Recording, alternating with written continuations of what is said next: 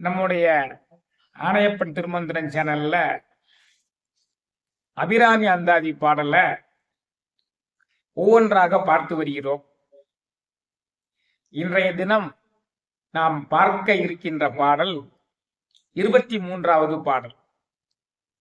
அந்த பாடலையும் அதில் உள்ள நுட்பமான விவரங்களையும் பார்ப்போம்.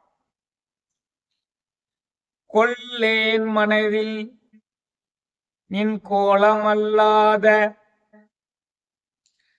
அன்பர் கூட்டம் தன்னை வில்லேன் பரசமயம் விரும்பேன் வியன் மூவுலகுக்கு உள்ளே அனைத்து நிற்கும் புறம்பே உள்ளத்தே விளைந்த கள்ளே களிக்கும் களியே அழிய என் கண்மணியே. இதான் இந்த பாடல். அம்மையை எவ்வாறெல்லாம் அவர் போலுகிறார் பாருங்கள். கொள்ளேன் மனதில் நின் கோலமல்லாத,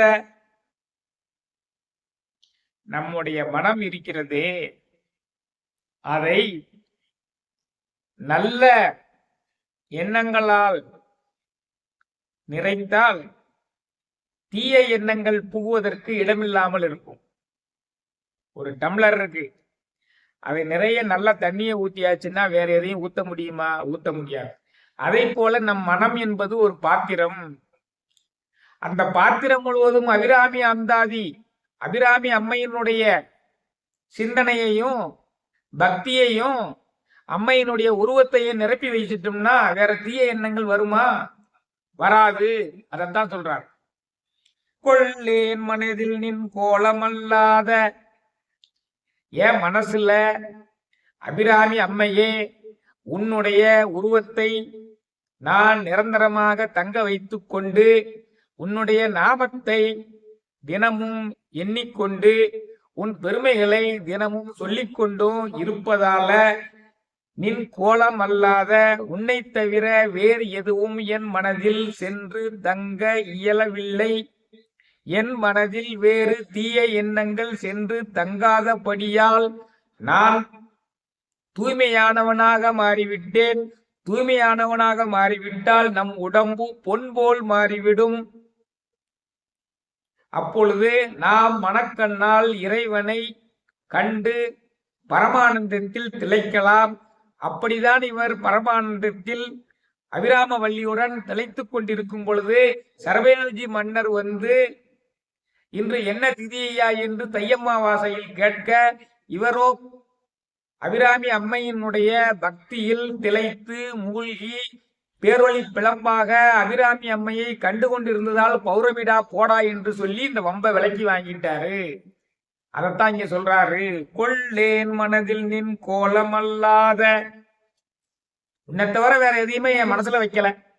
அடுத்து அன்பர் கூட்டம் தன்னை வில்லேன், எனக்கு ஃப்ரெண்ட்ஸ் எல்லாம் யாரு? உன்னை யார் யாரெல்லாம் தொழுது வணங்கி உன்னுடைய நாமங்களை சொல்லிக் கொண்டிருக்கிறார்களோ, ஐயனின் திருநீற்றையும் அம்மையின் குங்குமத்தையும் அணிந்து கொண்டிருக்கிறார்களோ அவர்களை விட்டு நான் விலகாமல் இருக்கிறேன், இருப்பேன், இருந்தேன். அதான் முக்கியம். நல்லாரை காண்பதும் நன்றே, நலமிக்க நல்லார் சொல் கேட்பதும் நன்றே, நல்லார் குணங்கள் உரைப்பதும் நன்றே, அவரோடு இணங்கி இருப்பதும் நன்றே என்று ஔவையத்தான் சொல்றாரு. விபூதி குங்குமம் வைத்த பக்தர்களுடைய கூட்டத்தை விட்டு பிரியாமல் இருக்கிறேன்.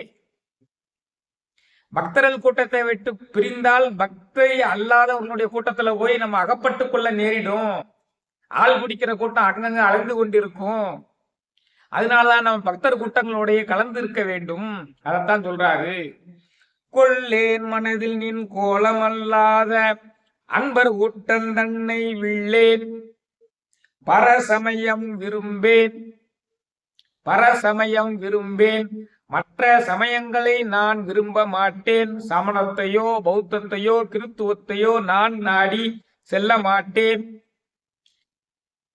ஏனென்றால் சைவ சித்தாந்தத்திற்கு இணையான ஒரு தத்துவம் அங்கு இல்லை. ஒன்றே குலமும் ஒருவனே தேவனும் நன்றே நினைமின் நமனில்லை தானாமே சென்றே பூங்கதி இல்லைனும் சித்தத்து நின்றே நிலை பெற நீர் நினைந்துய்மினே தெய்வம் ஒன்றுதான். அதை எந்த பேரில் வணங்கினாலும் அந்த பேரில் வருவார். வெவ்வேறு மதத்தை சார்ந்தவர்கள் வெவ்வேறு பெயர்களில் வணங்கினாலும் தெய்வம் ஒன்றுதான் என்பதுதான் இதுல முக்கியம். அதனால வேற சமயங்களை போய் பேசி பிரயோஜனம் இல்லை. ஏனென்றால் இந்த தத்துவம் திருமந்திரத்தில் மட்டும்தான் சொல்லப்பட்டுள்ளது. ஒன்றே குலம் ஒருவனே தேவன். தென்னாடுடைய சிவனே போற்றி, எந்நாட்டவருக்கு இறைவா போற்றி. தென்னாட்டில் நீ சிவன் என்று அழைக்கப்படுகிறாய், வேற வேற நாட்டில் வேற வேற பேரில் அழைக்கப்படுகிறாய். ஆனாலும் நீ ஒருவனே. அதனால் நான் பரசமயம் வில்லேன், பரசமயம் விரும்பேன். வியன் மூ உலகுக்கு உள்ளே. வியன் வியன் என்றால் பறந்து விரிந்த எங்கும் வியாபத்திருக்கின்ற 3 உலகங்கள், மண்ணுலகம், விண்ணுலகம், பாதாள லோகம். அந்த 3 உலகத்துக்கு உள்ளே இருப்பவை அனைத்துமே உன் அருளால் தோன்றியவை. அந்த 3 உலகங்களுக்கும் வெளியேயும் இதே மாதிரி பல அண்ட சராசரங்கள் இருக்கின்றன. அவையும் உன் அருளால் தோன்றியவை. அதான் சொல்றாரு, வியன் மூ உலகுக்கு உள்ளே அனைத்தினுக்கும் புறம்பே. இந்த சூரிய குடும்பத்தை போலவே வேற சில குடும்பங்களும் இருக்கின்றன, அது நமக்கு தெரியாது. அப்ப இந்த சூரிய குடும்பத்திற்குள்ள உள்ள அனைத்தையும் படைத்தவர், அதற்கு வெளியே உள்ள அனைத்தையும் படைத்தவள் அந்த அபிராமவல்லி. உள்ளத்தே விளைந்த கல்லே. அவளுடைய நாமத்தை நினைக்க நினைக்க நினைக்க நம்மளுடைய உள்ளம் களி பேர் உவகை அடையும். அதான் உள்ளத்தே விளைந்த கல்லே. நம்முடைய மனதிலே சிவசிவ என்றோ ஓம் சக்தி என்றோ சொல்லிக் கொண்டிருந்தால் மனம் பேரானந்தத்தில் திளைக்கும். அதான் உள்ளத்தே விளைந்த கல்லே, களிக்கும் களியே. அதற்கு மேல் மகிழ்ச்சி என்று ஒன்று மகிழ்ச்சியே இல்லாத பெரும் மகிழ்ச்சியே. அலியன் கண்மணியே, உன்னை வணங்குபவர்களுக்கெல்லாம் அருட்கராட்சம் புரிகின்ற கண்மணியே. இத்தகைய சிறப்புகள் வாய்ந்த அபிராமியே, என்னுடைய துன்பத்தை தீர்த்தருள்வாயம்மா என்று நுட்பமாக இந்த பாடலில் வேண்டுகிறார் அபிராமி பட்டர்.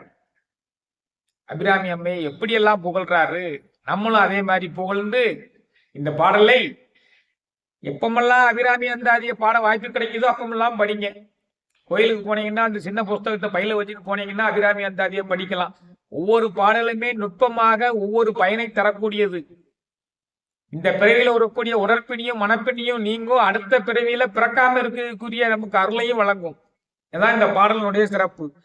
கொள்ளேன் மனதில் நின் கோலமல்லாத அன்பர் கூட்டம் தன்னை வில்லேன், பரசமயம் விரும்பேன். வியன் மூ உலகுக்கு உள்ளே அனைத்தினுக்கும் புறம்பே. உள்ளத்தே விளைந்த கல்லே, களிக்கும் களியே, அலியன் கண்மணியே. இதான் இந்த 23வது பாடல். கண்மணியே என்று முடிகிறதுனால அடுத்த பாடல் மணியே என்று துவங்கும். அதை அடுத்த பதிவுல பார்க்கலாம். இப்ப இந்த பாடலை படித்து அபிராமி அம்மையினுடைய அருளை அனைவரும் பெறுங்கள் என்று வேண்டி இந்த உரையை நிறைவு செய்கிறேன். வான்மையில் வளாவி பெய்க, மயில்வளம் சுரக்க, மன்னன் கோன்முறை அரசு செய்க, குறைவிலாது உயிரல் வாழ்க, நான்மறை அறங்கள் ஓங்க, நற்றவம் வேள்வி மல்க, மேன்மைகொள் செய்வ நீதி விளங்குக உலகமெல்லாம், மேன்மைகொள் செய்வ நீதி விளங்குக உலகமெல்லாம், மேன்மைகொள் செய்வ நீதி விளங்குக உலகமெல்லாம். நன்றி, வணக்கம்.